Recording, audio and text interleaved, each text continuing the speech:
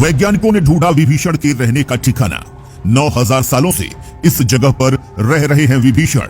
भगवान राम के वरदान के कारण आज भी भारत के इस हिस्से में मौजूद है रावण के भाई विभीषण। मंदिर के पुजारी से लेकर कई लोकल लोग भी इन्हें देखने का कर चुके हैं दावा।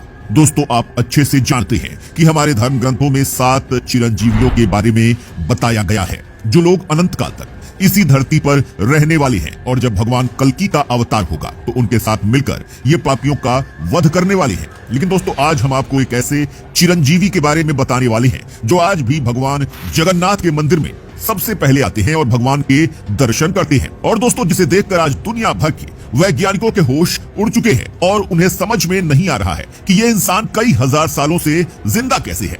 जी हाँ दोस्तों, हम बात कर रहे हैं रावण के भाई विभीषण की।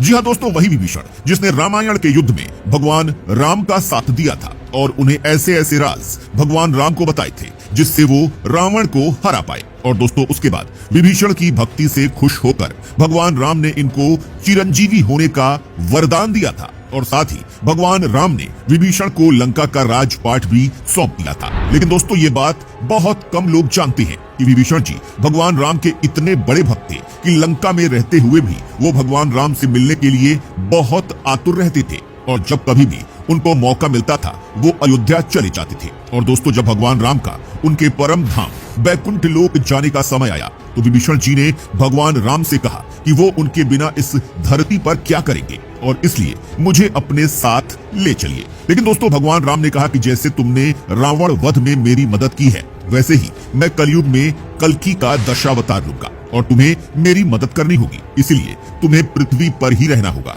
और दोस्तों, उसके बाद भगवान श्री राम ने उन्हें पुरी के जगन्नाथ मंदिर के बारे में बताया और विभीषण को कहा कि जल्द ही विशाल समुद्र के पास मेरा मंदिर बनने वाला है और वहां पर मैं एक दूसरे रूप यानी जगन्नाथ रूप में विराजमान रहूंगा, और जब तुम चाहो आकर मेरे दर्शन वहां कर सकते हो। और दोस्तों, आप इस बात को माने या न माने, लेकिन ये बात पूरी तरह से सच है कि आज भी विभीषण सबसे पहले जगन्नाथपुरी के मंदिर में आकर भगवान जगन्नाथ के दर्शन करते हैं और उनकी पूजा करते हैं। और तो और दोस्तों, कई पुजारियों ने तो इस बात का भी दावा किया है कि पुरी के जगन्नाथ मंदिर में कपाट खुलने से पहले भगवान जगन्नाथ की पूजा कई बार हुई मिलती है। इसके अलावा दोस्तों, आज भी जब भगवान जगन्नाथ की रथ यात्रा निकलती है तो सबसे पहले इस रथ यात्रा को गरुड़ स्तंभ के पास रोका जाता है, क्योंकि दोस्तों पुरी के लोगों का आज भी मानना है कि इस जगह पर भगवान विष्णु दर्शन करते हैं और भगवान जगन्नाथ की पूजा भी करते हैं। और दोस्तों, हमारे धर्म ग्रंथों में यह भी बताया गया है कि भगवान जगन्नाथ भी विभीषण को अपने असली और दिव्य रूप में आकर हर दिन दर्शन देते हैं।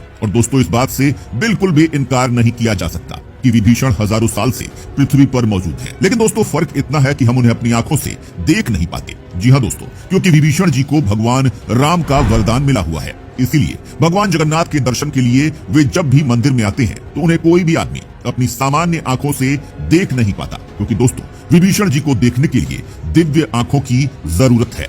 लेकिन दोस्तों, इसके बावजूद भी जब विभीषण मंदिर में आते हैं तो उन लोगों को इसका एहसास हो जाता है कि मंदिर में जरूर कोई दिव्य शक्ति सबसे पहले भगवान जगन्नाथ की पूजा करने आती है।